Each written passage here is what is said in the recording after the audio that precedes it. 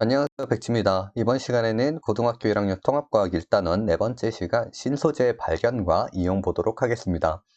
신소재는 원래 있었던 기존 소재의 결합 구조 변형이나 화합물 조성을 새롭게 해서 기존 물질의 단점을 보완하고 새로운 성질을 갖도록 만들어낸 것을 말합니다. 신소재는 크게 두 가지로 구분하는데요. 물질의 물질적 성질, 전자기적 성질을 변화시킨 신소재와 자연을 모방한 신소재들이 있습니다. 먼저 물질의 물질적, 전자기적 성질을 변화시킨 신소재에는 반도체, 초전도체, 그래핀, 탄소 나노 튜브, 플러렌 등이 있고, 자연을 모방한 신소재는 스티키봇, 벨크로 테이프, 흔히 말하는 찍찍이 테이프를 얘기를 하고, 수중 접착제, 코팅제 등이 있습니다. 이제부터 신소재들을 좀 더 자세히 보도록 하겠습니다. 첫 번째 신소재는 반도체입니다. 반도체는 우리나라에서 아주 유명한 수출품이기 때문에 못 들어본 사람은 있어도 한 번만 들어본 사람은 없을 정도죠. 그럼 우리는 도체라는 것부터 알아보도록 하겠습니다. 도체는 한 방향이나 여러 방향으로 전류, 즉 전기의 흐름이 가능한 물체나 물질을 말합니다. 대부분 금속 물질이 도체에 해당되는 것이죠. 그 다음 부도체는 이름부터 안일부자라는 한자가 있죠. 그래서 이름으로 추측 가능한 것은 전기를 잘 전달하지 못하는 물체나 물질일 것이다 라는 것입니다. 그래서 대부분 비금속 원소들이 부도체에 해당됩니다. 그러면 반도체는 무엇이냐? 바로 도체와 부도체의 중간 정도의 전기 전도성을 가진 물질이라고 보시면 되겠습니다. 그래서 주기율표를 보면 주기율표를 이렇게 네모로 간단하게 표시를 한다면 주기율표를 보면 왼쪽에는 금속 원소들이 오른쪽에는 비금속 원소들이 있습니다. 그리고 그 중간 대략 14족의 금속과 비금속의 성질을 모두 나타낼 수 있는 원소들이 있다라는 것이죠. 대표적으로 반도체 원소는 규소와 저마늄 또는 게르마늄이라고 하는 원소들이 있습니다. 그래서 반도체는 두 가지로 또 구분이 되는데요. 먼저 순수한 반도체입니다. 원자과 전자가 4개인 실리콘과 저마늄으로 이루어져 있는 반도체를 말하죠. 각각의 전자를 하나씩 4번의 공유 결합을 함으로써 서로 체외각 전자를 8개로 만들고 안정적으로 있는 상태다라고 보시면 되고, 또 불순물이 거의 없기 때문에 전기 전도도가 어느 정도 낮아 도체와 부도체의 중간 정도를 나타내고 있다는 특징을 가지고 있다라는 거 기억해 주시면 되겠습니다.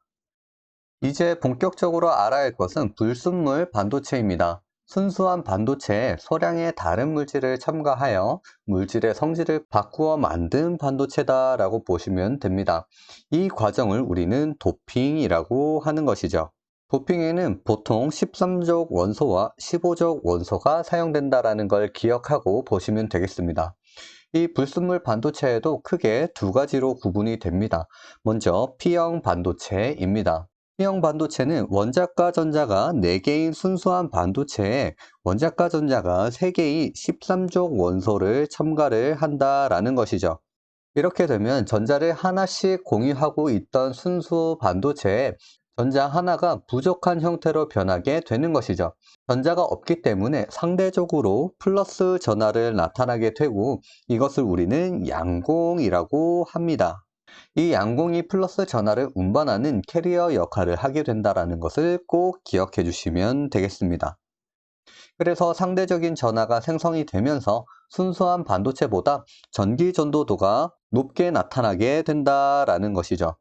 그래서 P형이라는 이름은 양전하를 나타내는 파지티브, 앞글자에 P를 따와서 붙게 되었다라고 보시면 되고, 양공도 영어로 하면 파지티브 홀이라고 보시면 되겠습니다. 두 번째는 N형 불순물 반도체입니다.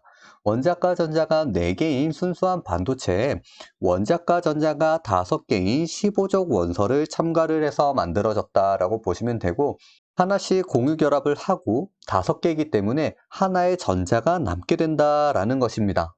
그래서 전자가 더 많아졌기 때문에 음전하를 나타나게 되고, 여기에 공유 결합을 하지 않은 전자가 주요 전하 운반자 역할을 하게 됨으로써 전기 전도도가 순수한 반도체보다 높게 나타나게 되는 것입니다. 그래서 음전하라는 뜻의 네거티브의 앞글자인 N을 따와 이름이 붙게 되었습니다. 그리고 반도체 이용을 들어가기 전에 먼저 하나 제대로 알고 들어가야 할 것이 있습니다. 바로 전기 회로에서 전류의 방향과 전자의 방향, 그리고 전원의 모양을 꼭 알아야 된다는 것이죠.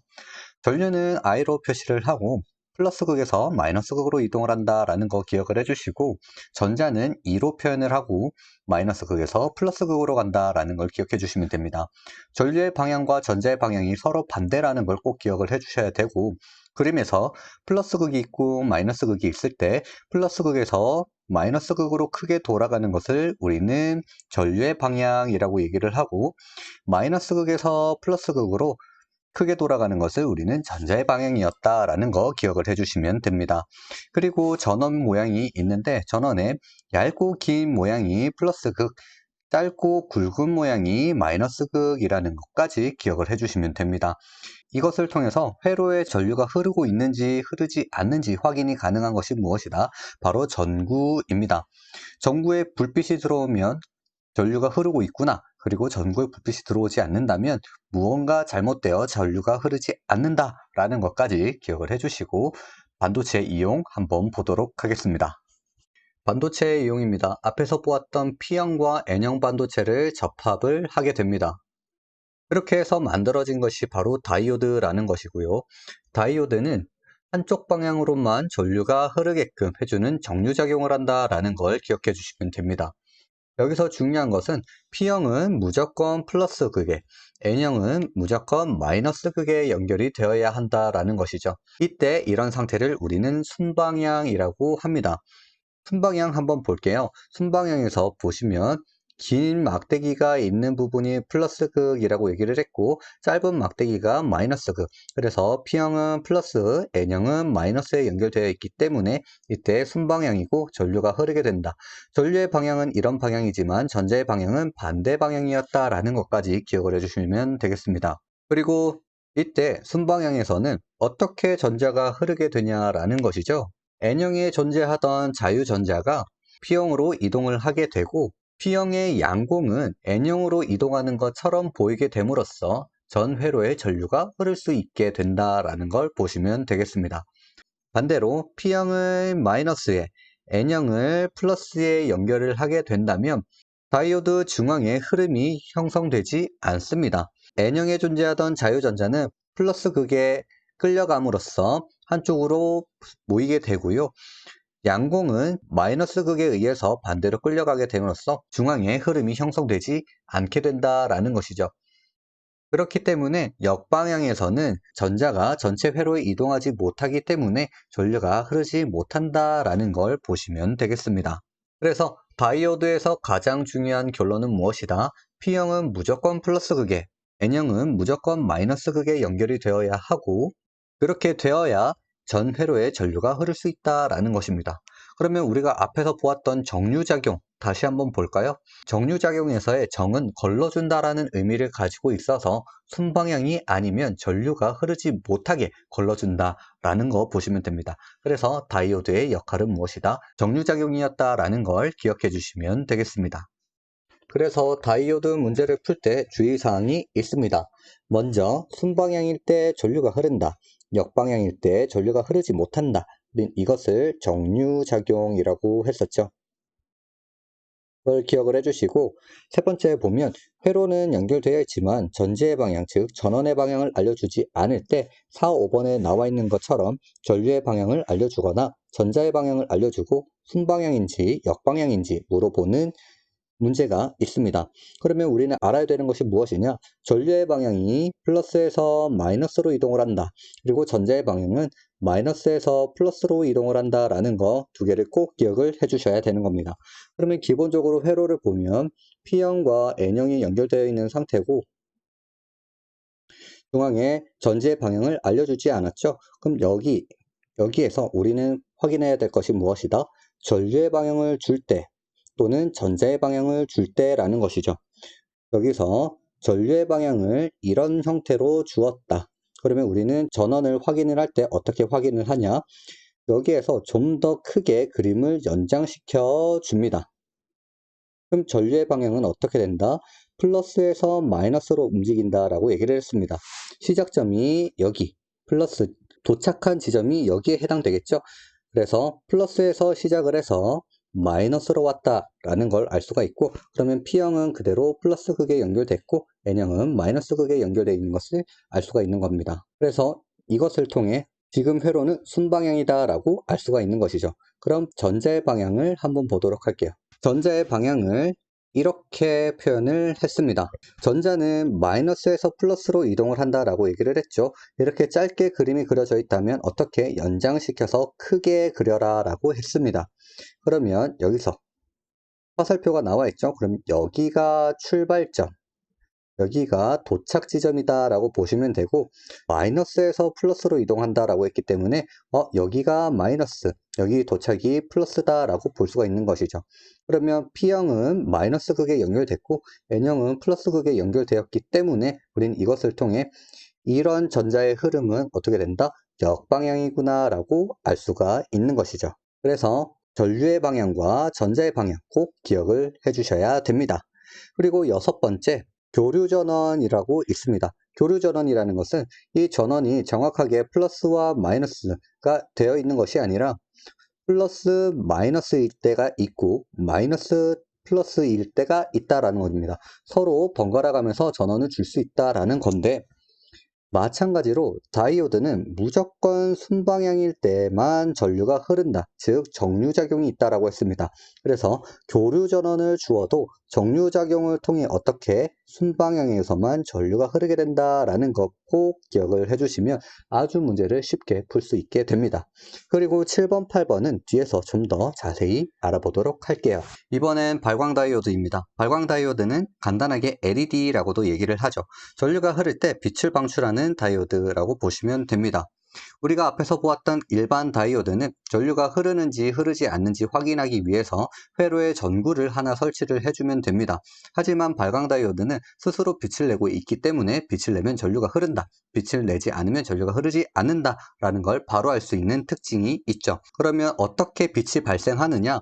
바로 순방향으로 전압을 걸어줬을 때 에너지 준위가 높은 N형에서 에너지 준위가 낮은 P형의 양공으로 전자가 이동하면서 그 에너지 차이만큼 빛의 형태로 방출된다라는 걸 기억해 주시면 됩니다. 그러면 왜 N형이 에너지 준위가 높고 P형이 에너지 준위가 낮냐? 에너지 준위가 높다라는 것은 그만큼 불안정하다, 즉 전자가 훨씬 더 많이 가지고 있기 때문에 불안정한 상태다라고 보시면 됩니다. 그래서 그래프를 보면 에너지가 있을 때 N형이 전자가 많아서 불안정한 상태이기 때문에 에너지 준위가 높고, P형은 전자가 작아서 훨씬 더 안정한 상태다라고 보시면 됩니다.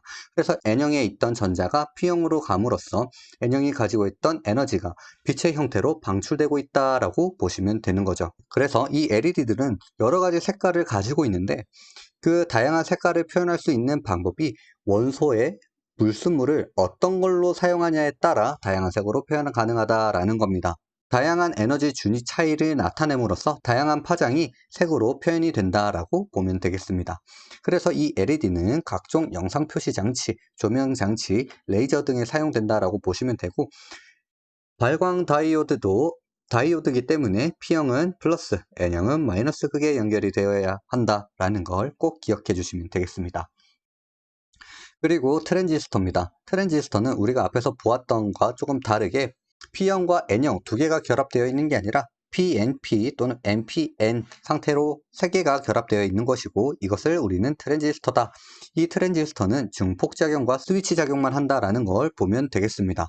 그래서 이 트랜지스터를 중앙처리장치, CPU, 메모리와 같은 직접 회로를 만드는 데 사용하게 된다라고 보시면 되고, 그래서 이것을 통해 다양한 전자제품과 정보통신, 항공 우주 산업의 핵심 부품으로 자리 잡고 있다라는 거 보시면 되겠습니다.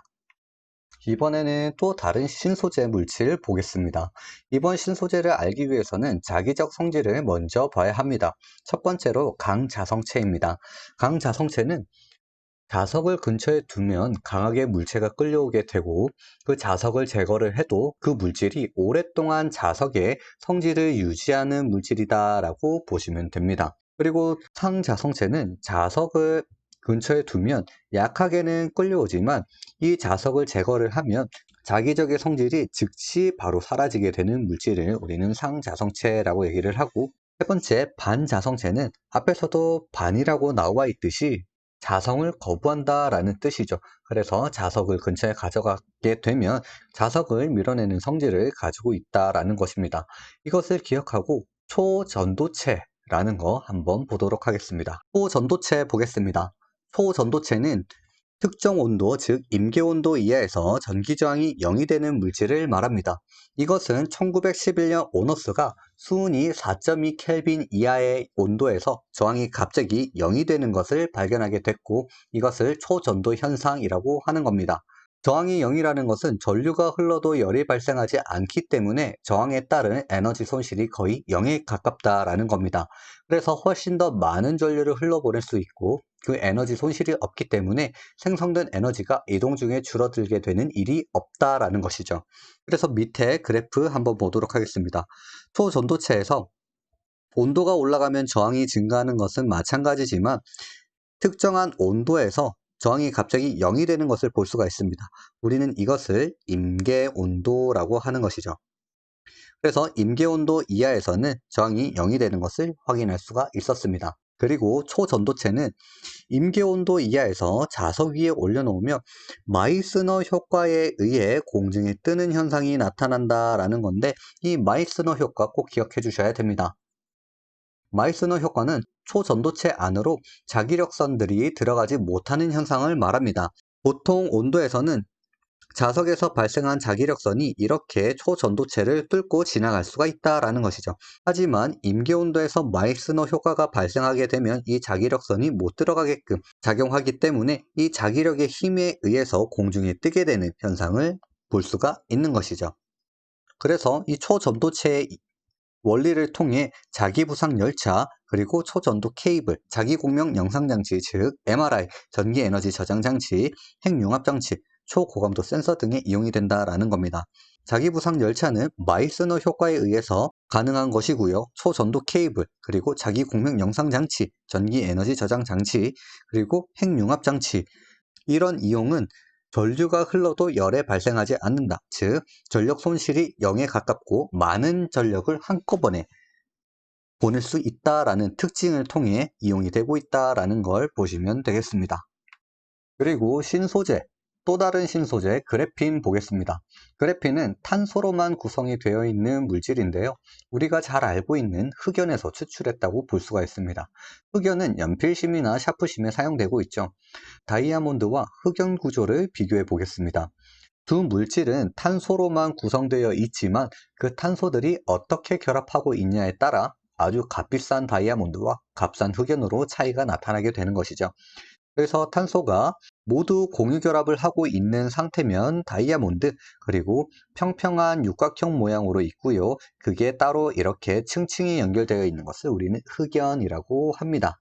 그럼 그래핀은 어떻게 흑연에서 추출을 했을까? 바로 흑연 탄소층에서 한 겹만 추출한 것을 우리는 그래핀이라고 합니다. 그래서 그래핀입니다. 그래핀은 탄소 원자가 육각형 배열을 이루면서 원자의 한 층의 두께를 가지고 있는 전도성이 있는 물질이다라는 거 보시면 됩니다. 원자의 한 층의 두께를 가지고 있기 때문에 아주 얇다라는 것이죠. 그래핀의 특징은 아주 유연하고 단단하고, 그리고 전기 전도성과 열 전도성이 매우 뛰어나다라는 거 보시면 됩니다. 하지만 대량 생산이 어렵다는 단점이 있죠. 여기서 전기 전도성을 보면 탄소의 체외곽 전자수가 4개지만 공유결합으로 참여하고 있는 전자수는 3개다라는 겁니다.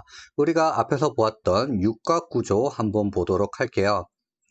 각각 탄소가 이렇게 육각형 구조를 가지고 팔을 뻗고 있다면 하나의 탄소당 결합하고 있는 공유결합은 3개뿐이다 라는 겁니다. 그래서 남아있는 전자 하나가 있다라는 것이죠.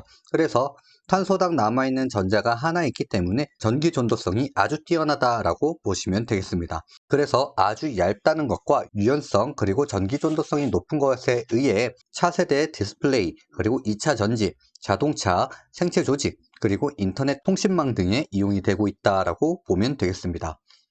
그리고 그래핀을 통해서 만들어진 물질이 두 개가 있는데 바로 탄소 나노 튜브와 플러렌입니다. 탄소 나노 튜브는 그래핀이 튜브 형태로 된 원통형 탄소 구조라고 보시면 되고, 그래핀이 가지고 있는 특징 그대로 가지고 있습니다. 전기 전도성 좋고요. 열 전도성 뛰어나고, 또 강도는 철강의 100배의 특징을 가지고 있죠. 왜냐하면 육각 구조 자체가 워낙 안정한 튼튼한 구조를 가지고 있습니다. 그리고 안에 빈 공간이 있기 때문에 충격 흡수에도 아주 뛰어나다라고 보시면 되겠습니다. 그리고 플러레는 탄소가 60개, 축구공처럼 결합한 구조라고 보시면 됩니다. 그렇죠. 그래서 내부에 빈 공간이 있기 때문에 금속 원자를 넣거나 의약품을 운반하는 데 보통 이용이 되고 있는 것으로 알려져 있습니다.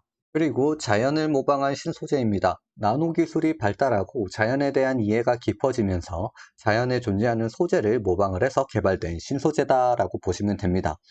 먼저 게코도마뱀의 발바닥인데, 게코도마뱀의 발바닥은 미세 손모와 나무나 벽 사이에 분자 간의 힘이 작용을 함으로써 생기는 접착력이 있습니다.